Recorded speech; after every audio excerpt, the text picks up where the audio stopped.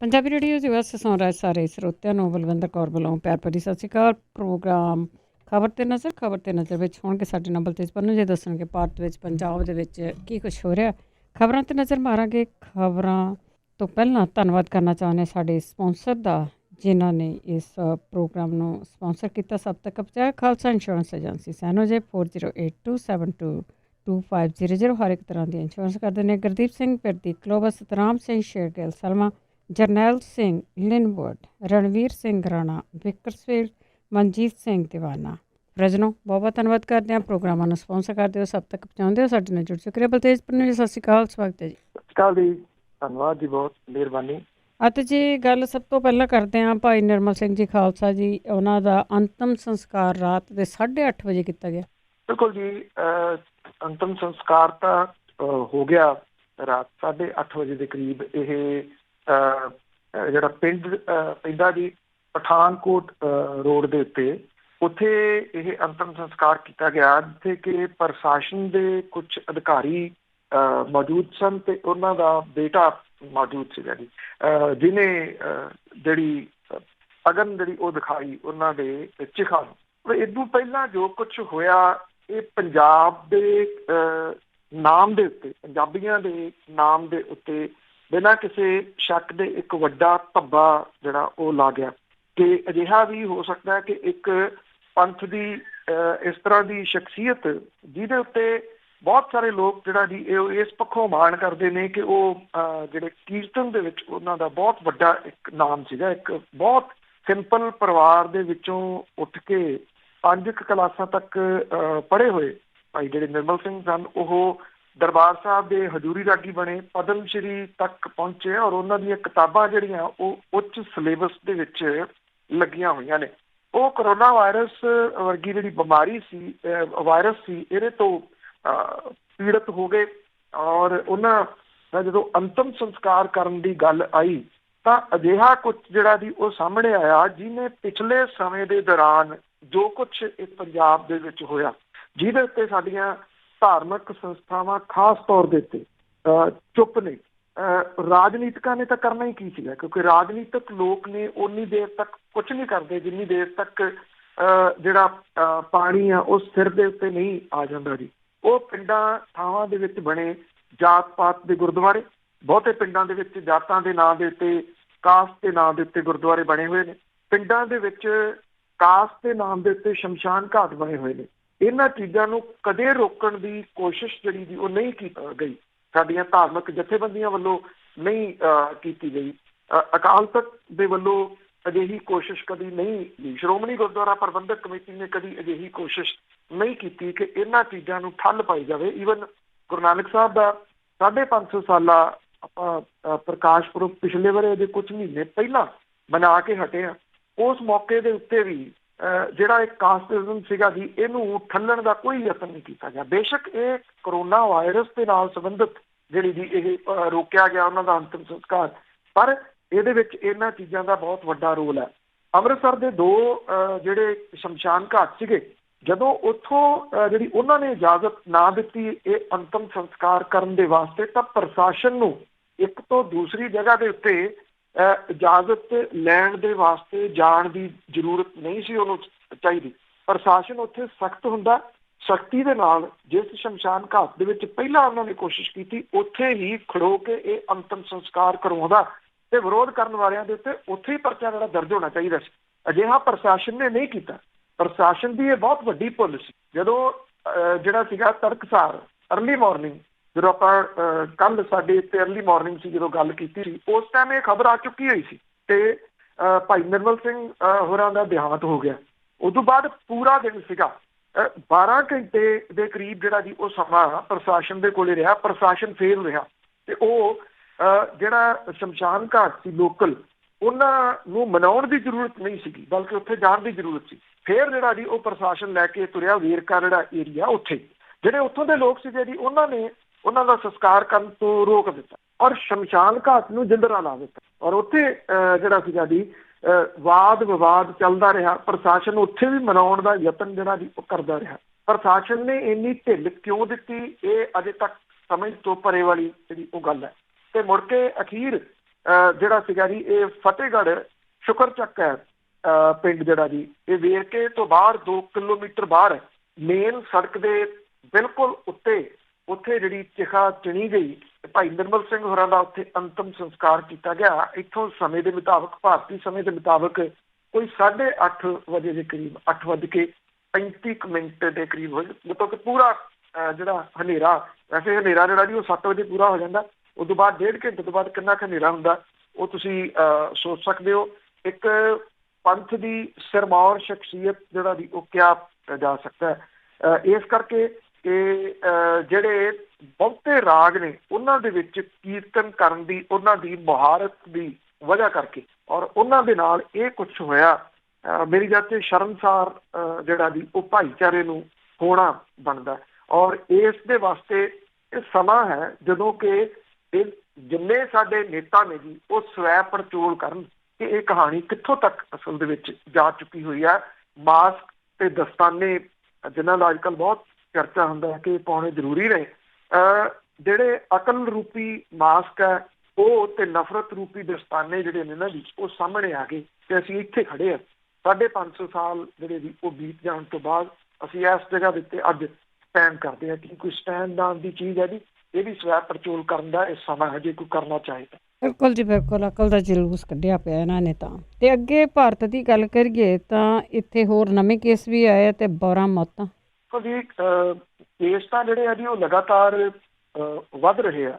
ਇਹਦੇ ਵਿੱਚ ਥੋੜਾ ਜਿਹਾ ਇਹ ਜ਼ਰੂਰ ਹੈ ਕਿ ਜਿੱਥੇ ਜਾਂਚ ਹੋ ਰਹੀ ਆ ਕੇਸ ਉੱਥੇ ਵੱਧ ਰਹੇ ਆ। ਇੱਕ ਚੰਡੀਗੜ੍ਹ ਨੂੰ ਜਿਹੜਾ ਜੀ ਉਹ ਛੱਡ ਕੇ ਜਿਹੜਾ ਜੀ ਇਸ ਕਰਕੇ ਕਿ ਉੱਥੇ ਵੀ ਜਾਂਚ ਹੋ ਰਹੀ ਹੈ, ਉੱਥੇ ਉਨੇ ਨਹੀਂ ਵੱਧ ਰਹੇ। ਚੰਡੀਗੜ੍ਹ ਬਹੁਤ ਛੋਟਾ, ਜੇ ਆਪਾਂ ਰਾਜਾਂ ਦੇ ਵਾਈਜ਼ ਜਿਹੜਾ ਜੀ ਉਹ ਚੱਲੀਏ ਤਾਂ ਜਿੱਥੇ ਜਿੱਥੇ ਇਹ ਜਾਂਚ ਹੋ ਰਹੀ ਹੈ ਉੱਥੇ ਇਹ ਕੇਸ ਲਗਾਤਾਰ ਜਿਹੜੇ ਜੀ ਉਹ ਵੱਧ ਰਹੇ ਆ। ਔਰ ਜਿਹੜਾ ਇਹ 2450 ਦੇ ਨੇੜੇ ਤੇੜੇ ਜਿਹੜਾ ਜੀ ਉਹ ਪਹੁੰਚ ਚੁੱਕਿਆ ਹੋਇਆ ਗਿਣਤੀ। ਦੇਖੋ ਇਹ ਗਿਣਤੀ ਉਹ ਆ, ਬਹੁਤ ਸਾਰੇ ਲੋਕ ਸਵਾਲ ਕਰਦੇ ਆ ਜਿਨ੍ਹਾਂ ਨੂੰ ਹੋਈ ਤੇ ਉਹ ਜਿਹੜੇ ਉਹ ਸਾਹਮਣੇ ਆ ਗਏ। ਇਹ ਬਹੁਤੀ ਗਿਣਤੀ ਜਿਹੜੀ ਜੀ ਉਹ ਆ। ਇੱਕ ਦਿਨ ਦੇ ਵਿੱਚ 328 ਨਵੇਂ ਕੇਸ ਆਏ। ਕੱਲ 12 ਡੈਥ ਜਿਹੜੀਆਂ ਸੀਗੀਆਂ ਉਹ ਹੋ ਗਈਆਂ। ਸਿਹਤ ਮੰਤਰਾਲਾ ਇਹ ਕਹਿੰਦਾ ਹੈ ਕਿ 400 ਪੋਜ਼ੀਟਿਵ ਕੇਸ ਇਸ ਤਰ੍ਹਾਂ ਦੇ ਨੇ ਜਿਨ੍ਹਾਂ ਦਾ ਸੰਬੰਧ ਦਿੱਲੀ ਦੇ ਵਿੱਚ ਤਬਲੀਗੀ ਜਮਾਤ ਦੇ ਹੋਏ ਧਾਰਮਿਕ ਇਕੱਠ ਮਰਕਜ਼ ਦੇ ਨਾਲ ਹੈ। ਤੇ ਮੰਤਰਾਲੇ ਨੇ ਇਹ ਗੱਲ ਕਹੀ ਹੈ ਕਿ ਜਿਹੜੇ ਜੀ ਵੱਖ-ਵੱਖ ਸੂਬਿਆਂ ਤੋਂ ਆਈ ਰਿਪੋਰਟ ਦੇ ਮੁਤਾਬਕ 24 ਘੰਟਿਆਂ 'ਚ 12 ਲੋਕਾਂ ਦੀ ਡੈਥ ਜਿਹੜੀ ਹੈ ਇੱਕ ਦਿਨ ਦੇ ਵਿੱਚ ਹੋਈ ਹੈ। ਦੇਸ਼ ਦੇ ਵਿੱਚ ਕੁੱਲ ਮੌਤਾਂ ਦੀ ਗਿਣਤੀ ਕਰੋਨਾ ਵਾਇਰਸ ਦੇ ਨਾਲ ਸਿਹਤ ਮੰਤਰਾਲਾ 53 ਦੱਸਦਾ। ਇਹ ਵੀ ਉਹਨਾਂ ਨੇ ਜਿਹੜੀ ਜੀ ਇਹ ਗੱਲ ਕਹੀ ਕਿ DGP ਨੂੰ ਤਬਲੀਗੀ ਜਮਾਤ ਦੇ ਮੱਧ ਮਾਰਚ ਦੇ ਵਿੱਚ ਹੋਏ ਧਾਰਮਿਕ ਇਕੱਤਰਤਾ ਦੇ ਵਿੱਚ ਸ਼ਾਮਲ ਲੋਕਾਂ ਦੀ ਨਿਸ਼ਾਨਦੇਹੀ ਕਰਨ ਦੇ ਵਾਸਤੇ ਆਖਿਆ ਗਿਆ। ਉਧਰ ਏਮਸ ਦੇ ਜਿਹੜੇ ਡਾਕਟਰ ਨੇ ਉਹਨਾਂ ਨੂੰ ਕਰੋਨਾ ਜਿਹੜਾ ਦੀ ਉਹ ਪੋਜ਼ਿਟਿਵ ਆਇਆ ਔਰ 6 ਇਸ ਤਰ੍ਹਾਂ ਦੇ ਕੇਸ ਦਿੱਲੀ ਤੋਂ ਸਾਹਮਣੇ ਆਏ ਸੀ। ਇਹ ਦਿੱਲੀ ਦੇ ਏਮਸ ਹਸਪੀਟਲ ਦੇ ਵਿੱਚ ਕੰਮ ਕਰ ਰਿਹਾ ਡਾਕਟਰ ਸੀਗਾ ਜੀ। ਡਾਕਟਰ ਏਮਸ ਦੇ ਫਿਜ਼ੀਓਲੋਜੀ ਦੇ ਵਿੱਚ ਕੰਮ ਕਰਦਾ ਸੀਗਾ ਔਰ ਉਹਨੂੰ ਵੱਖਰੇ ਵਾਰਡ ਦੇ ਵਿੱਚ ਰੱਖਿਆ ਗਿਆ ਜਿੱਥੇ ਉਹਦੇ ਬਾਕੀ ਟੈਸਟ ਹੋਣਗੇ ਔਰ ਉਹਦੇ ਪਰਿਵਾਰ ਦੇ ਟੈਸਟ ਵੀ ਜਿਹੜੇ ਕੀਤੇ ਜਾਣਗੇ। ਵੱਖ-ਵੱਖ ਹਸਪੀਟਲਾਂ ਦੇ ਵਿੱਚ 4 ਡਾਕਟਰ ਜਿਹੜੇ ਨੇ ਉਹ ਕਰੋਨਾ ਵਾਇਰਸ ਤੋਂ ਪੀੜਤ ਪਾਏ ਗਏ ਆ ਔਰ ਇਸ ਤਰ੍ਹਾਂ ਦੇ 2 ਮਾਮਲੇ ਪਹਿਲਾਂ ਵੀ ਸਾਹਮਣੇ ਆਏ ਸੀ ਜੀ। ਤੇ ਅੱਗੇ ਆਪਾਂ ਗੱਲ ਕਰਦੇ ਹਾਂ ਕਰੋਨਾ ਵਾਇਰਸ ਦੀ। ਇਹ ਕਾਫੀ ਥਾਂ ਦੇ ਉੱਤੇ ਖਿਲਰ ਰਹੀ ਆ ਤੇ ਧਾਰਾਵੀ ਦੇ ਵਿੱਚ ਵੀ 2 ਮੌਤਾਂ ਤੇ ਵੱਡੇ ਪੱਧਰ ਤੇ ਫੈਲਣ ਦਾ ਖਦਸ਼ਾ ਹੈ। ਦੇਖੋ ਅਸਲ ਦੇ ਵਿੱਚ ਨਾ ਜੀ ਇਹੀ ਡਰ ਜਿਹੜਾ ਮੁਲਕ ਦੇ ਵਿੱਚ ਨਹੀਂ ਦੁਨੀਆ ਭਰ ਦੇ ਵਿੱਚ ਪਾਇਆ ਜਾ ਰਿਹਾ ਜੀ। ਔਰ ਇਹ ਕਿਹਾ ਜਾਂਦਾ ਕਿ WHO ਇਸ ਗੱਲ ਨੂੰ ਲੈ ਕੇ ਚਿੰਤਤ ਜਿਹੜੀ ਜੀ ਉਹ ਹੈ ਕਿ ਇੱਥੇ ਜਿਹੜੀ ਸਮੱਸਿਆ ਵੱਡੀ ਇਸ ਪੱਖੋਂ ਬਣ ਸਕਦੀ ਆ ਕਿ ਜੇ ਇਹ ਸਲਮ ਏਰੀਆ ਦੇ ਵਿੱਚ ਆ ਜਾਂਦਾ ਤੇ ਫਿਰ ਕਹਾਣੀ ਜਿਹੜੀ ਜੀ ਉਹ ਕਿੱਧਰ ਨੂੰ ਜਾਊਗੀ। ਸਭ ਤੋਂ ਵੱਡਾ ਸਵਾਲ ਜਿਹੜਾ ਜੀ ਉਹ ਇਹੀ ਆ। ਇਹ ਏਸ਼ੀਆ ਦੀ ਸਭ ਤੋਂ ਵੱਡੀ ਸਲਮ ਏਰੀਆ ਜੀ, ਝੋਪੜ ਪੱਟੀ ਜਿਹਨੂੰ ਕਹਿੰਦੇ ਆ, ਮੁੰਬਈ ਆ ਬੋਲੀ ਦੇ ਵਿੱਚ ਔਰ ਇਹ ਧਾਰਾਵੀ ਏਰੀਆ ਪੈਂਦਾ ਮੁੰਬਈ 'ਚ। ਇੱਥੇ ਕਰੋਨਾ ਵਾਇਰਸ ਦੇ ਨਾਲ ਜਿਹੜੀ ਮੌਤ ਦੇ ਨਾਲ 2 ਕਿਲੋਮੀਟਰ ਦੇ ਘੇਰੇ ਦੇ ਵਿੱਚ ਇਹ ਸੰਘਣੀ ਜਿਹੜੀ ਇਹ ਸਲਮ ਏਰੀਆ, ਇੱਥੋਂ ਦੇ ਲੋਕਾਂ ਦੇ ਵਾਇਰਸ ਦੇ ਮਾਰ ਦੇ ਹੇਠ ਆਉਣ ਦਾ ਖਤਰਾ ਬਹੁਤ ਵੱਧ ਗਿਆ। ਧਾਰਾਵੀ ਜਿਹੜੀ ਝੋਪੜ ਪੱਟੀ ਹੈ ਜੀ ਇਹ 613 ਏਕੜ ਦੇ ਵਿੱਚ ਫੈਲੀ ਹੋਈ ਹੈ ਔਰ ਇਹਦੇ ਵਿੱਚ ਬਹੁਤ ਸਾਰੇ ਵੱਡੇ ਜਿਹੜੇ ਉਦਯੋਗ, ਚਮੜੇ ਦਾ ਸਮਾਨ, ਮਿੱਟੀ ਦੇ ਭਾਂਡੇ, ਕੱਪੜਾ ਫੈਕਟਰੀਆਂ ਨੇ ਔਰ ਇੱਥੇ 15 ਲੱਖ ਦੇ ਕਰੀਬ ਲੋਕ ਛੋਟੇ ਮੋਟੇ ਮਕਾਨਾਂ ਦੇ ਵਿੱਚ ਰਹਿੰਦੇ। ਬਹੁਤ ਛੋਟੇ ਛੋਟੇ ਮਕਾਨ ਨੇ ਜਿਹੜੇ ਝਾਲ ਉਹਨੂੰ ਜਿਹੜਾ ਜੀ ਉਹ ਕਹਿ ਦਿੰਦੇ ਆ। ਇੱਕ ਕਮਰੇ ਦੇ ਵਿੱਚ 4-4, 5-5 ਲੋਕ ਉਹਦੇ ਵਿੱਚ ਜਿਹੜਾ ਉਹ ਰਹਿੰਦੇ ਆ। ਸ਼ਹਿਰ ਦੀ, ਮੁੰਬਈ ਸ਼ਹਿਰ ਦੀ ਸਭ ਤੋਂ ਸੰਘਣੀ ਵਸੋਂ ਵਾਲਾ ਇਹ ਖੇਤਰ ਆ ਔਰ ਜਿਹੜੇ ਇੱਥੇ ਇੱਕ ਵੀ ਜਿਹੜੀ ਡੈਥ ਹੈ ਜੀ ਉਸ ਤੋਂ ਬਾਅਦ ਪ੍ਰਸ਼ਾਸਨ ਦੇ ਕੋਲੇ ਕੋਈ ਗਲਤ ਦੀ ਗੁੰਜਾਇਸ਼ ਨਹੀਂ ਗੀ। ਇੱਥੇ ਜਿਹੜੀ ਝੋਪੜ ਪੱਟੀ ਅਥਾਰਟੀ ਹੈ ਉਹਨੇ ਉਸ ਇਮਾਰਤ ਨੂੰ ਸੀਲ ਕਰ ਦਿੱਤਾ ਹੈ ਜਿੱਥੇ ਪੀੜਤ ਵਿਅਕਤੀ ਰਹਿੰਦਾ ਸੀਗਾ ਔਰ ਜਿਹੜੀ ਮਹਾਨਗਰ ਪਾਲਿਕਾ ਉਹਦੇ ਅਧਿਕਾਰੀ ਕਹਿੰਦੇ ਆ ਕਿ ਇਲਾਕੇ ਦੀ ਅਸੁਰੱਖਿਅਤ ਜ਼ੋਨ ਦੇ ਨਿਸ਼ਾਨਦੇਹੀ ਜਿਹੜੀ ਕੀਤੀ ਗਈ ਆ ਔਰ ਉਹ ਵੀ ਕਹਿੰਦੇ ਆ ਕਿ ਜਿਹੜੀ ਜਗ੍ਹਾ ਉੱਤੇ ਇਹ ਮ੍ਰਿਤਕ ਬੰਦਾ ਰਹਿੰਦਾ ਸੀਗਾ ਉਹਦੇ ਚਾਰੇ ਪਾਸੇ ਇਹ ਝੋਪੜ ਪੱਟੀ ਜਿਹੜੀ ਜੀ ਉਹ ਫੈਲੀ ਹੋਈ ਆ। ਇਹਦੀ ਜਿਹੜਾ ਮਰਿਆ ਬੰਦਾ ਉਹਦੀ ਧਾਰਾਵੀ ਏਰੀਏ ਦੇ ਵਿੱਚ ਕੱਪੜੇ ਦੀ ਦੁਕਾਨ ਸੀ। 23 ਮਾਰਚ ਨੂੰ ਉਹਦੇ ਜਿਹੜਾ ਉਹਨੂੰ ਲੱਛਣ ਜਿਹੜੇ ਉਹ ਪਾਏ ਗਏ ਸੀ। 26 ਤਰੀਕ ਨੂੰ ਉਹਨੂੰ ਹਸਪੀਟਲ ਦਾਖਲ ਕਰਾਇਆ ਗਿਆ। ਉਹਦੀ ਸਰਕਾਰੀ ਹਸਪੀਟਲ ਸਿਓਨ ਦੇ ਵਿੱਚ ਉਹਦੀ ਮੌਤ ਹੋ ਗਈ।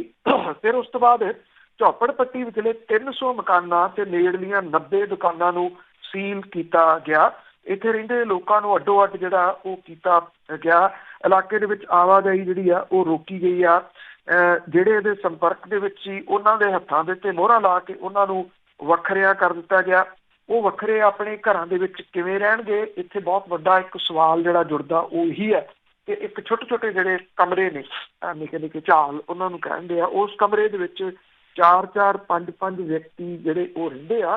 ਅਕਸਰ ਤੁਸੀਂ ਬਹੁਤ ਸਾਰੀਆਂ ਜਿਹੜੀਆਂ ਫਿਲਮਾਂ ਨੇ, ਚਾਹੇ ਉਹ ਹਿੰਦੀ ਫਿਲਮਾਂ ਨੇ, ਈਵਨ ਇੰਗਲਿਸ਼ ਫਿਲਮਾਂ ਦੇ ਵਿੱਚ ਇਹ ਜਿਹੜੀ ਸਭ ਤੋਂ ਵੱਡੀ ਝੋਪੜ ਪੱਟੀ ਹੈ ਮੁੰਬਈ ਦੀ, ਧਾਰਾਵੀ ਇਹਦੇ ਸੀਨ ਦੇਖੇ ਹੋਣਗੇ, ਇਹਦਾ ਜ਼ਿਕਰ ਜਿਹੜਾ ਜੀ ਉਹ ਦੇਖਿਆ ਹੋਊਗਾ। ਵਿਸ਼ਵ ਦੇ ਵਿੱਚ ਅਜਿਹੀ ਕੋਈ ਸ਼ਾਇਦ ਜਗ੍ਹਾ ਨਹੀਂ ਹੈਗੀ ਜਿੱਥੇ ਐਡੀ ਵੱਡੀ ਝੋਪੜ ਪੱਟੀ ਜਿਹੜੀ ਉਹ ਹੋਵੇ, ਜਿਹੜੀ ਕਿ 613 ਏਕੜ ਦੇ ਵਿੱਚ ਫੈਲੀ ਹੋਈ ਜੀ। ਤੇ ਅੱਗੇ ਗੱਲ ਕਰਦੇ ਹਾਂ ਕਾਂਗਰਸ ਦੀ। ਕਾਂਗਰਸ ਨੇ ਕੇਂਦਰ ਦੀ ਸਰਕਾਰ ਨੂੰ ਘੇਰਿਆ ਕਿ ਬਿਨਾਂ ਕਿਸੇ ਤਿਆਰੀ ਤੋਂ ਲਾਕਡਾਊਨ ਕੀਤਾ। ਉਹਦੀ ਕਾਂਗਰਸ ਦੇ ਜਿਹੜੇ ਵੱਡੇ ਆਗੂ ਨੇ ਉਹਨਾਂ ਨੇ ਪਾਰਟੀ ਪ੍ਰਧਾਨ ਸੋਨੀਆ ਗਾਂਧੀ ਦੇ ਨਾਲ ਇਸ ਮਹਾਮਾਰੀ ਕਰਕੇ ਬਣੇ ਦੇਸ਼ ਦੇ ਮੌਜੂਦਾ ਹਾਲਾਤਾਂ ਦੇ ਉੱਤੇ ਚਰਚਾ ਕਰਦਿਆਂ ਹੋਇਆਂ ਬੇਤਰਤੀਬੇ ਢੰਗ ਦੇ ਨਾਲ ਲਾਕਡਾਊਨ ਕਰਨ ਦੇ ਵਾਸਤੇ ਮੋਦੀ ਸਰਕਾਰ ਨੂੰ ਘੇਰਿਆ ਤੇ ਭੰਡਿਆ ਔਰ ਇਹਨਾਂ ਨੇ ਇਹ ਵੀ ਗੱਲ ਕਹੀ ਕਿ ਜਿਹੜੀ ਇਹ ਚੁਣੌਤੀ ਆ ਇਹਦੇ ਟਾਕਰੇ ਦੇ ਵਾਸਤੇ ਇਕਜੁੱਟਤਾ ਜਿਹੜੀ ਉਹ ਵਿਖਾਈ ਜਾਵੇ। ਸਾਬਕਾ ਪ੍ਰਧਾਨ ਮੰਤਰੀ ਡਾਕਟਰ ਮਨਮੋਹਨ ਸਿੰਘ ਹੋਰਾਂ ਨੇ ਕਿਹਾ ਕਿ ਮਹਾਮਾਰੀ ਦੇ ਟਾਕਰੇ ਦੇ ਵਾਸਤੇ ਕਾਂਗਰਸ ਪਾਰਟੀ ਪੂਰੇ ਮੁਲਕ ਦੇ ਨਾਲ ਇੱਕ ਹੋ ਕੇ ਖੜੀ ਆ। ਰਾਹੁਲ ਗਾਂਧੀ ਹੋਰਾਂ ਨੇ ਇਹ ਚੇਤਾਵਨੀ ਜਿਹੜੀ ਅੱਜ ਦਿੱਤੀ ਆ ਕਿ ਦੇਸ਼ ਆਰਥਿਕ ਤਬਾਹੀ ਲਈ ਤਿਆਰ ਰਹੇ ਔਰ ਪ੍ਰਿਯੰਕਾ ਗਾਂਧੀ ਵਾਡਰਾ ਨੇ ਯੂਪੀ ਦੇ ਵਿੱਚ ਪ੍ਰਵਾਸੀ ਕਾਮਿਆਂ ਦੇ ਨਾਲ ਕੀਤੇ ਅਣਮਨੁੱਖੀ ਵਿਹਾਰ ਦੀ ਨਿਖੇਧੀ ਕੀਤੀ। ਸਾਬਕਾ ਵਿੱਤ ਮੰਤਰੀ ਪੀ ਚਿਦੰਬਰਮ ਨੇ ਆਖਿਆ ਕਿ ਮੋਦੀ ਸਰਕਾਰ ਜਿਹੜੀ ਆ ਉਹ ਕਰੋਨਾ ਵਾਇਰਸ ਸੰਕਟ ਦੀ ਜਿਹੜਾ ਗੰਭੀਰ ਰੂਪ ਹੈ ਇਹਨੂੰ ਸਮਝਣ ਦੇ ਵਿੱਚ ਪੂਰੇ ਤਰੀਕੇ ਨਾਲ ਫੇਲ ਰਹੀ ਹੈ। ਜਿਹੜੀ ਕਾਂਗਰਸ ਵਰਕਿੰਗ ਕਮੇਟੀ ਹੈ ਉਹਦੀ ਵੀਡੀਓ ਕਾਨਫਰੰਸਿੰਗ ਦੇ ਰਾਹੀਂ ਇਹ ਜਿਹੜੀ ਮੀਟਿੰਗ ਹੋਈ, ਇਹਦੇ ਵਿੱਚ ਸੋਨੀਆ ਗਾਂਧੀ, ਸਾਬਕਾ ਪ੍ਰਧਾਨ ਮੰਤਰੀ ਡਾਕਟਰ ਮਨਮੋਹਨ ਸਿੰਘ, ਸਾਬਕਾ ਕਾਂਗਰਸ ਪ੍ਰਧਾਨ ਰਾਹੁਲ ਗਾਂਧੀ ਤੇ ਸੀਨੀਅਰ ਆਗੂ ਜਿਹੜੇ ਦੀ ਉਹ ਵੀਡੀਓ ਕਾਨਫਰੰਸਿੰਗ ਦੇ ਰਾਹੀਂ ਇਹਦੇ ਵਿੱਚ ਜਿਹੜਾ ਉਹ ਸ਼ਾਮਲ ਹੋਏ। ਸੋਨੀਆ ਗਾਂਧੀ ਹੋਰਾਂ ਨੇ ਇਹ ਗੱਲ ਕਹੀ ਕਿ ਮੁਲਕ ਜਿਹੜਾ ਇਸ ਵੇਲੇ ਇੱਕ ਬਿਲਕੁਲ ਵੱਖਰੇ ਸਿਹਤ ਤੇ ਮਨੁੱਖੀ ਸੰਕਟ ਦੇ ਨਾਲ ਜੂਝ ਰਿਹਾ, ਜਿਹਨੇ ਪੂਰੀ ਦੁਨੀਆ ਨੂੰ ਦੁੱਖ ਤਕਲੀਫਾਂ ਦੇ ਵਿੱਚ ਜਿਹੜਾ ਜੀ ਉਹ ਪਾ ਰੱਖਿਆ। ਉਹਨਾਂ ਨੇ ਇਹ ਗੱਲ ਕਹੀ ਕਿ ਇਸ ਮਾੜੇ ਸਮੇਂ ਦੇ ਵਿੱਚ ਭਾਈਚਾਰੇ ਦੀ ਮਜ਼ਬੂਤ ਤੰਦ ਨੇ ਮਨੁੱਖਾਂ ਨੂੰ ਆਪਸ ਦੇ ਵਿੱਚ ਜਿਹੜਾ ਜੀ ਉਹ ਜੋੜੀ ਰੱਖਿਆ ਔਰ ਉਹਨਾਂ ਨੇ ਇਹ ਵੀ ਗੱਲ ਜਿਹੜੀ ਕਹੀ ਕਿ ਜਿਹੜੇ ਵੱਖ-ਵੱਖ ਆਗੂ ਸਨ ਕਿ ਉਹ ਆਪੋ ਆਪਣੇ ਰਾਜ ਦੇ ਵਿੱਚ ਆਮ ਲੋਕ ਜਿਹੜੇ ਨੇ ਉਹਨਾਂ ਦੀ ਮਦਦ ਜਿਹੜੀ ਉਹ ਯਕੀਨੀ ਬਣਾਉਣ ਕਿ ਕੋਈ ਜਿਹੜਾ ਜੀ ਉਹ ਭੁੱਖਾ ਨਾ ਰਹੇ। ਔਰ ਖਾਸ ਤੌਰ ਦੇ ਉੱਤੇ ਇਸ ਜਿਹੜੀ ਵੀਡੀਓ ਕਾਨਫਰੰਸ ਰਾਹੀਂ ਹੋਈ ਮੀਟਿੰਗ ਸੀ ਉਹਦੇ ਵਿੱਚ ਪ੍ਰਵਾਸੀ ਮਜ਼ਦੂਰ ਜਿਹੜੇ ਪਲਾਇਨ ਕਰ ਰਹੇ ਆ ਉਹਦੇ ਉੱਤੇ ਜਿਹੜਾ ਜੀ ਉਹ ਜ਼ਿਕਰ ਕੀਤਾ ਗਿਆ ਕਿ ਕਾਂਗਰਸ ਦੇ ਜਿਹੜੇ ਆਗੂ ਨੇ ਉਹ ਇਹਨੂੰ ਆਪੋ ਆਪਣੇ ਰਾਜਾਂ ਦੇ ਵਿੱਚ ਰੋਕਣ ਦੇ ਵਾਸਤੇ, ਇਸ ਵੱਡੀ ਮੁਸ਼ਕਲ ਦਾ ਸਾਹਮਣਾ ਕਰਨ ਦੇ ਵਾਸਤੇ, ਟਾਕਰਾ ਕਰਨ ਦੇ ਵਾਸਤੇ ਇਕਜੁੱਟਤਾ ਜਿਹੜੀ ਜੀ ਉਹ ਵਿਖਾਉਣ। ਉਧਰ ਜਿਹੜੀ ਭਾਜਪਾ ਆ ਜੀ ਉਹਨੇ ਭੰਡਿਆ ਕਿ ਕਾਂਗਰਸ ਜਿਹੜੀ ਆ ਉਹ ਇਸ ਮਾੜੇ ਸਮੇਂ ਦੇ ਉੱਤੇ ਸਿਆਸਤ ਕਰ ਰਹੀ ਹੈ। ਵੈਸੇ ਅੱਜ ਪ੍ਰਧਾਨ ਮੰਤਰੀ ਨੇ ਫੇਰ ਸੰਬੋਧਨ ਕਰਨਾ 9 ਵਜੇ। ਉਹ ਕੀ ਕਹਿੰਦੇ ਆ ਮੁਲਕ ਨੂੰ ਇਹ ਜਿਹੜਾ ਵੀ ਉਹ ਕੁਝ ਸਮੇਂ ਬਾਅਦ ਪਤਾ ਲੱਗੂਗਾ। ਪਰ ਇੰਨਾ ਜ਼ਰੂਰ ਹੈ ਜੀ ਕਿ ਇਸ ਸਾਰੇ ਮਾਮਲੇ ਦੇ ਉੱਤੇ ਜਦੋਂ ਤੋਂ ਲਾਕਡਾਊਨ ਸ਼ੁਰੂ ਹੋਇਆ, ਜਦੋਂ ਤੋਂ ਇਹ ਸਾਰਾ ਚੱਲ ਰਿਹਾ ਜੀ, ਇਹ ਕਾਂਗਰਸ ਦੀ ਪਹਿਲੀ ਮੀਟਿੰਗ ਸੀਗੀ ਉਸ ਤੋਂ ਬਾਅਦ, ਔਰ ਸ਼ਾਇਦ ਇਹ ਮੁਲਕ ਦੇ ਵਿੱਚ ਪਹਿਲਾ ਮੌਕਾ ਹੋਵੇ ਜਦੋਂ ਕਿ ਜਿਹੜੀ ਕਾਂਗਰਸ ਵਰਕਿੰਗ ਕਮੇਟੀ ਆ ਇਹਦੀ ਜਿਹੜੀ ਮੀਟਿੰਗ ਹੈ ਉਹ ਵੀਡੀਓ ਕਾਨਫਰੰਸਿੰਗ ਦੇ ਰਾਹੀਂ ਹੋਈ, ਕਿਉਂਕਿ ਲਾਕਡਾਊਨ ਦੀ ਵਜ੍ਹਾ ਕਰਕੇ, ਔਰ ਜਿਹੜਾ ਡਿਸਟੈਂਸ ਰੱਖਣ ਦੀ ਗੱਲ ਆਖੀ ਗਈ ਆ ਉਹਨੂੰ ਮੇਨਟੇਨ ਰੱਖਣ ਦੇ ਵਾਸਤੇ ਜੀ। ਤੇ ਅੱਗੇ ਗੱਲ ਕਰਦੇ ਹੈਗੇ ਆ ਜਿਹੜੀ ਆ ਪੁਲਿਸ ਨੇ ਪਿੰਡਾਂ ਦੇ ਰਸਤੇ ਸੀਲ ਕਰਵਾਏ। ਕਿਉਂਕਿ ਐਕਚੁਅਲੀ ਜਿਹੜੀ ਇੱਥੇ ਪੰਜਾਬ ਦੇ ਵਿੱਚ ਗਿਣਤੀ ਹੈ ਜੀ ਪੀੜਤਾਂ ਦੀ ਉਹ 47 ਤੱਕ ਪਹੁੰਚੀ ਆ। 5 ਭਾਈ ਨਿਰਮਲ ਸਿੰਘ ਹੋਰਾਂ ਦੀ ਮੌਤ ਦੇ ਨਾਲ 5 ਡੈਥ ਇਸ ਮਾਮਲੇ ਇਸ ਵਾਇਰਸ ਦੇ ਨਾਲ ਹੋ ਚੁੱਕੀਆਂ ਹੋਈਆਂ ਨੇ। ਹੁਣ ਕਰਫਿਊ ਜਿਹੜਾ ਜੀ ਉਹਦੇ ਵਿੱਚ ਸਖਤੀ ਨਜ਼ਰ ਆ ਰਹੀ ਹੈ ਕਾਫੀ ਜ਼ਿਆਦਾ ਜੀ, ਕਿਉਂਕਿ ਮੁੱਖ ਮੰਤਰੀ ਨੇ ਜਿੰਨੇ SSPs ਨੇ ਉਹਨਾਂ ਦੇ ਨਾਲ ਵੀਡੀਓ ਕਾਨਫਰੰਸਿੰਗ ਦੇ ਰਾਹੀਂ ਇਸ ਕਰਫਿਊ ਦੇ ਉੱਤੇ ਜਿਹੜੀ ਗੱਲ ਆਖੀ ਆ। ਔਰ ਬੇਸ਼ੱਕ ਜਿਹੜੇ ਸੁਖਜਿੰਦਰ ਸਿੰਘ ਰੰਧਾਵਾ ਸੀ ਉਹਨਾਂ ਨੇ ਜਥੇਦਾਰ ਨੂੰ ਇਹ ਅਪੀਲ ਕੀਤੀ ਸੀ 2 ਦਿਨ ਪਹਿਲਾਂ ਕਿ ਵਿਸਾਖੀ ਦੇ ਬਾਰੇ ਦੇ ਵਿੱਚ ਸੰਗਤ ਨੂੰ ਇਹ ਅਪੀਲ ਕੀਤੀ ਜਾਵੇ ਕਿ ਉਹ ਕਿਸੇ ਧਾਰਮਿਕ ਸਥਾਨ ਦੇ ਉੱਤੇ ਨਾ ਜਾਣ ਇਸ ਵਾਰੀ, ਨਹੀਂ ਤਾਂ ਜਿਹੜਾ ਤਬਲੀਗੀ ਭਾਈਚਾਰੇ ਦਾ ਸਮਾਗਮ ਹੋਇਆ ਉਸ ਕਿਸਮ ਦੀ ਕੋਈ ਕਹਾਣੀ ਨਾ ਜਿਹੜੀ ਜੀ ਉਹ ਬਣ ਜੇ। ਅਜਿਹੀ ਗੱਲ ਹੋਲੇ ਮਹੱਲੇ ਦੇ ਸਮੇਂ ਵੀ ਜਿਹੜੀ ਉੱਠੀ ਸੀ। ਅਜੇ ਜਥੇਦਾਰ ਹੋਰਾਂ ਨੇ ਇਹਦੇ ਉੱਤੇ ਫੈਸਲਾ ਨਹੀਂ ਲਿਆ, ਇਹਦੇ ਉੱਤੇ ਅੱਜ ਜਿਹੜਾ ਫੈਸਲਾ ਆ ਸਕਦਾ। ਸਰਕਾਰ ਨੇ ਇਸ ਤੋਂ ਪਹਿਲਾਂ ਮੁੱਖ ਮੰਤਰੀ ਹੋਰਾਂ ਨੇ ਐਲਾਨ ਜਿਹੜਾ ਜੀ ਇਹ ਕੀਤਾ ਕਿ ਜਿਹੜੀ ਕਿਸੇ ਵੀ ਕਿਸਮ ਦੀ ਧਾਰਮਿਕ ਇਕੱਠ ਹੈ ਜਾਂ ਜਿਹੜਾ ਦੂਸਰਾ ਇਕੱਠ ਹੈ ਕੋਈ ਵੀ, ਉਹਦੇ ਉੱਤੇ ਮੁਕੰਮਲ ਰੂਪ ਦੇ ਵਿੱਚ ਪਾਬੰਦੀ ਲਾ ਦਿੱਤੀ ਗਈ। ਕੋਈ ਇਕੱਠ ਨਹੀਂ ਹੋਊਗਾ ਜੀ ਅਗਲੇ ਹੁਕਮਾਂ ਤੱਕ, ਉਹ ਧਾਰਮਿਕ ਹੋਵੇ ਸੋਸ਼ਲ ਹੋਵੇ, ਕਿਸੇ ਵੀ ਕਿਸਮ ਦੀ ਜਿਹੜੀ ਗੈਦਰਿੰਗ ਹੈ ਉਹ ਨਹੀਂ ਕੀਤੀ ਜਾ ਸਕੂਗੀ ਪੰਜਾਬ ਦੇ ਵਿੱਚ। ਉਧਰ ਪੰਜਾਬ ਦੇ ਬਹੁਤ ਗਿਣਤੀ ਪਿੰਡਾਂ ਤੇ ਸ਼ਹਿਰਾਂ ਨੂੰ ਮੁਕੰਮਲ ਤੌਰ ਦੇ ਉੱਤੇ ਸੀਲ ਜਿਹੜਾ ਉਹ ਕੀਤਾ ਗਿਆ। ਪੁਲਿਸ ਤੇ ਪ੍ਰਸ਼ਾਸਨ ਨੇ ਜਿਹੜੀਆਂ ਪੰਚਾਇਤਾਂ ਦੀ ਮਦਦ ਦੇ ਨਾਲ ਪਿੰਡਾਂ ਦੇ ਰਾਹਾਂ ਦੇ ਉੱਤੇ ਪੱਕੇ ਨਾਕੇ ਲਾ ਕੇ ਪਿੰਡਾਂ ਦੇ ਜਿਹੜੇ ਨੌਜਵਾਨ ਨੇ ਉਹ 24 ਘੰਟੇ ਇਹਨਾਂ ਦੇ ਉੱਤੇ ਪਹਿਰਾ ਜਿਹੜਾ ਉਹ ਦੇ ਰਹੇ ਆ। ਬਹੁਤ ਸਾਰੇ ਗਲੀ ਮੁਹੱਲੇ ਨੇ ਜਿਨ੍ਹਾਂ ਦੇ ਵਿੱਚ ਨਾ ਪਿਛਲੇ ਕੁਝ ਸਮੇਂ ਤੋਂ ਇਹ ਹੋਇਆ ਕਿ ਲੋਕਾਂ ਨੇ ਗੇਟ ਕਲੋਨੀਆਂ ਦੇ ਲਾਏ ਆ ਜੀ, ਔਰ ਇਹ ਗੇਟ ਅਕਸਰ ਬੰਦ ਹੁੰਦੇ ਆ ਬਹੁਤ ਸਾਰੇ ਥਾਵਾਂ ਦੇ ਉੱਤੇ। ਇਹ ਗੇਟ ਜਿਹੜੇ ਜੀ ਉਹ ਇਸ ਵੇਲੇ ਕੰਮ ਆ ਰਹੇ ਆ ਬਹੁਤ ਜ਼ਿਆਦਾ, ਜਿਹੜਾ ਇਹ ਕਰਫਿਊ ਦੇ ਵਿੱਚ ਪ੍ਰਸ਼ਾਸਨ ਨੂੰ ਸਹਿਯੋਗ ਦੇਣ ਦੇ ਵਾਸਤੇ ਔਰ ਮੁਕੰਮਲ ਜਿਹੜਾ ਜੀ ਉਹ ਲਾਕਡਾਊਨ ਕਰਨ ਦੇ ਵਾਸਤੇ। ਪਿੰਡਾਂ ਤੇ ਸ਼ਹਿਰਾਂ ਦੇ ਵਸਨੀਕਾਂ ਨੂੰ ਪ੍ਰਸ਼ਾਸਨ ਇਹ ਕਹਿ ਰਿਹਾ ਕਿ ਕੋਈ ਵੀ ਬਾਹਰਲਾ ਵਿਅਕਤੀ ਉਹਦਾ ਦਾਖਲਾ ਮੁਕੰਮਲ ਰੂਪ ਦੇ ਵਿੱਚ ਰੋਕਿਆ ਜਾਵੇ। ਜੇ ਐਮਰਜੈਂਸੀ ਹਾਲਾਤ ਦੇ ਵਿੱਚ ਕੋਈ ਬੰਦਾ ਪਿੰਡ ਆਉਂਦਾ ਤਾਂ ਰਜਿਸਟਰ ਦੇ ਉੱਤੇ ਉਹਦਾ ਮੁਕੰਮਲ ਵੇਰਵਾ ਤੇ ਪਿਛਲੇ ਦਿਨਾਂ ਦੇ ਦੌਰਾਨ ਸਮਾਜ ਦੇ ਵਿੱਚ ਵਿਚਰਨ ਦੀ ਜਿਹੜੀ ਜਾਣਕਾਰੀ ਆ ਉਹ ਇੱਥੇ ਦਰਜ ਜਿਹੜੀ ਉਹ ਕੀਤੀ ਜਾਵੇ। ਔਰ ਸੰਗਰੂਰ, ਬਰਨਾਲਾ, ਮਾਨਸਾ, ਮੋਗਾ, ਕਪੂਰਥਲਾ, ਮੋਹਾਲੀ, ਰੂਪਨਗਰ, ਤਰਨਤਾਰਨ ਦੇ ਕਈ ਪਿੰਡਾਂ ਤੋਂ ਹਾਸਲ ਜਿਹੜੀ ਜਾਣਕਾਰੀ ਆ ਉਹਦੇ ਮੁਤਾਬਕ ਪਿੰਡਾਂ ਤੇ ਸ਼ਹਿਰਾਂ ਦੇ ਲੋਕਾਂ ਨੇ ਪ੍ਰਸ਼ਾਸਨ ਨੂੰ ਸਹਿਯੋਗ ਦੇਣ ਲਈ ਨਾਕੇ ਲਾਉਣ ਤੋਂ ਗਰੇਜ ਜਿਹੜਾ ਵੀ ਉਹ ਨਹੀਂ ਕੀਤਾ, ਬਲਕਿ ਸਹਿਯੋਗ ਜਿਹੜਾ ਉਹ ਲੋਕ ਕਰ ਰਹੇ ਆ ਹੁਣ ਜਿਹੜੇ ਵੀ, ਕਿਉਂਕਿ ਦਹਿਸ਼ਤ ਡੇ ਬਾਈ ਡੇ ਵੱਧਦੀ ਪੂਰੀ ਜਿਹੜੀ ਦੀ ਉਹ ਜਾ ਰਹੀ ਹੈ। ਔਰ ਪ੍ਰਸ਼ਾਸਨ ਦੀਆਂ ਹਦਾਇਤਾਂ ਤੋਂ ਬਾਅਦ ਜਿਹੜੇ SSPs ਨੇ ਉਹਨਾਂ ਦੇ ਵੱਲੋਂ ਸਰਪੰਚ ਜਾਂ ਗ੍ਰਾਮ ਪੰਚਾਇਤ ਦੇ ਜਿਹੜੇ ਮੈਂਬਰ ਨੇ ਉਹਨਾਂ ਨੂੰ ਪਾਸ ਜਾਰੀ ਕੀਤੇ ਗਏ ਆ ਤਾਂ ਕਿ ਐਮਰਜੈਂਸੀ ਦੇ ਹਾਲਾਤ ਦੇ ਵਿੱਚ ਪੁਲਿਸ ਪ੍ਰਸ਼ਾਸਨ ਦੇ ਨਾਲ ਤਾਲਮੇਲ ਜਿਹੜਾ ਜੀ ਉਹ ਰੱਖਿਆ ਜਾ ਸਕੇ। ਸਰਪੰਚਾਂ ਨੂੰ ਇਹ ਵੀ ਕਿਹਾ ਗਿਆ ਕਿ ਜੇ ਹੱਟੀਆਂ ਤੇ ਰਾਸ਼ਨ ਖਤਮ ਹੁੰਦਾ ਤੇ ਦੁਕਾਨਦਾਰਾਂ ਦੇ ਨਾਲ ਜਾ ਕੇ ਸ਼ਹਿਰ ਤੋਂ ਰਾਸ਼ਨ ਲਿਆਉਣ ਦੇ ਵਾਸਤੇ ਔਰ ਪਿੰਡਾਂ ਦੇ ਵਿੱਚ ਸਬਜ਼ੀ ਦੀਆਂ ਰੇਹੜੀਆਂ ਨੂੰ ਸਿਰਫ ਆਉਣ ਦਿੱਤਾ ਜਾਵੇ, ਜੇ ਜ਼ਰੂਰਤ ਆ ਉਹ ਨਾਲ ਜਾ ਕੇ ਜਿਹੜੀ ਚੀਜ਼ ਦੀ ਲੋੜ ਹੈ ਉਹ ਲੈ ਕੇ ਆਉਣ।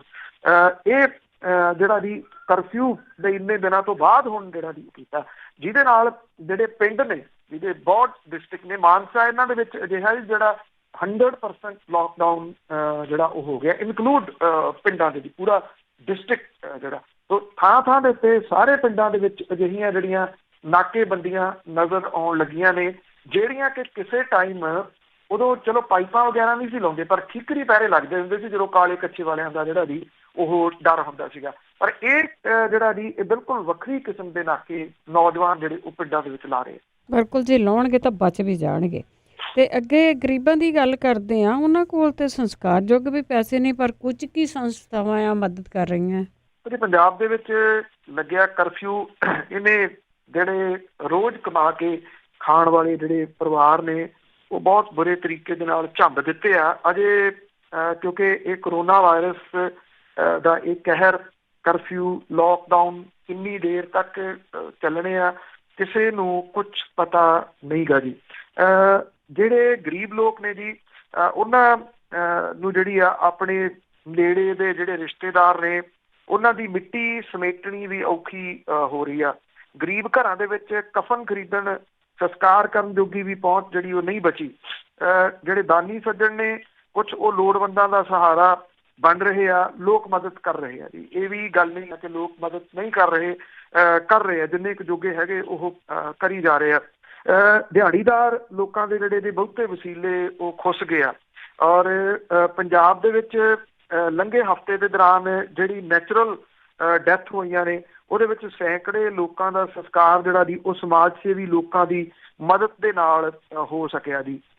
ਬੁਢਲਾਡਾ ਦਾ ਵਕੀਲ ਜਿਹੜਾ ਜੀ, ਵਕੀਲ ਰਾਮ ਜਿਹੜਾ ਜੀ, ਉਹ ਜ਼ਿੰਦਗੀ, ਵਕੀਲ ਨਹੀਂ ਜੀ, ਉਹਦਾ ਨਾਮ ਵਕੀਲ ਰਾਮ ਸੀਗਾ, ਉਹ ਕੈਂਸਰ ਦੇ ਨਾਲ ਜ਼ਿੰਦਗੀ ਭਰ ਲੜਿਆ। ਔਰ ਦਲਿਤ ਬਸਤੀ ਦੇ ਇਸ ਬਾਸ਼ਿੰਦੇ ਨੂੰ ਇਲਾਜ ਲਈ ਬੂਹੇ ਖੜਕਾਉਣੇ ਪੈ ਗਏ।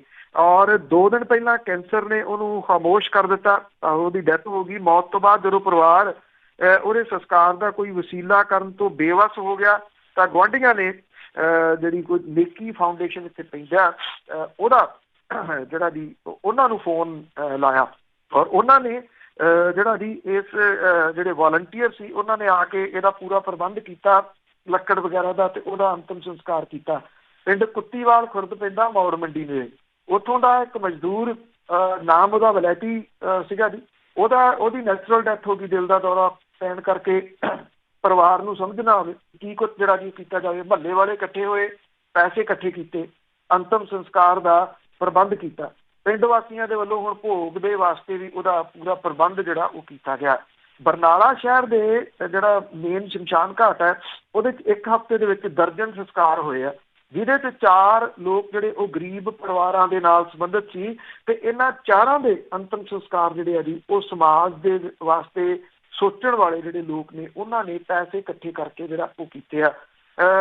ਸਿਰਫ ਇਹ ਬਰਨਾਲੇ ਦੀ ਗੱਲ ਨਹੀਂ ਹੈ ਜੀ, ਵੱਖ-ਵੱਖ ਜ਼ਿਲ੍ਹਿਆਂ ਦੇ ਵਿੱਚ ਲੋਕ ਜਿਹੜੇ ਆ ਜੀ ਉਹ ਰਾਸ਼ਨ ਹੋਵੇ ਚਾਹੇ, ਕਿਉਂਕਿ ਸਾਰੇ ਇੱਕੋ ਜਿਹੇ ਨਹੀਂ ਹੁੰਦੇ, ਹੈਗੇ ਨੇ ਜਿਹੜੇ ਨਫ਼ਰਤ ਕਰਨ ਵਾਲੇ ਜਿਹੜੇ ਕਿਸੇ ਦੇ ਕੰਮ ਨਹੀਂ ਆਉਂਦੇ, ਪਰ ਫਿਰ ਵੀ ਲੋਕ ਜਿਹੜੇ ਆ ਜੀ ਅਜਿਹੇ ਮੌਕੇ ਦੇ ਉੱਤੇ ਜਿੰਨੇ ਕੁ ਜੋਗੇ ਆ ਜੀ ਉਹ ਇਹਨਾਂ ਲੋਕਾਂ ਦੀ ਮਦਦ ਕਰ ਰਹੇ ਆ। ਔਰ ਇਹੀ ਸਮਾਂ ਹੈ ਜੀ ਜਿਹਦੇ ਵਿੱਚ ਪਛਾਣਿਆ ਜਾਣਾ ਕਿ ਇਨਸਾਨ ਦੇ ਅੰਦਰ ਇਨਸਾਨੀਅਤ ਜਿਉਂਦੀ ਆ ਜਾਂ ਉਹ ਕਰੋਨਾ ਵਾਇਰਸ ਦੀ ਲਾਗ ਲੱਗਣ ਕਰਕੇ। ਜੀ, ਤੇ ਅੱਗੇ ਗੱਲ ਕਰਦੇ ਆ, ਨਸ਼ੇ ਦੀ ਤਸਕਰੀ ਵੀ ਰੁਕ ਗਈ ਆ ਲਾਕਡਾਊਨ ਹੋਣ ਦੇ ਨਾਲ, ਤੇ ਜਿਹੜੇ ਨਸ਼ੇੜੀ ਆ ਉਹਨਾਂ ਨੇ ਵੀ ਹੀਰਾਂ ਘੱਤੀਆਂ ਨਸ਼ਾ ਛਡਾਊ ਕੇਂਦਰਾਂ ਵੱਲ।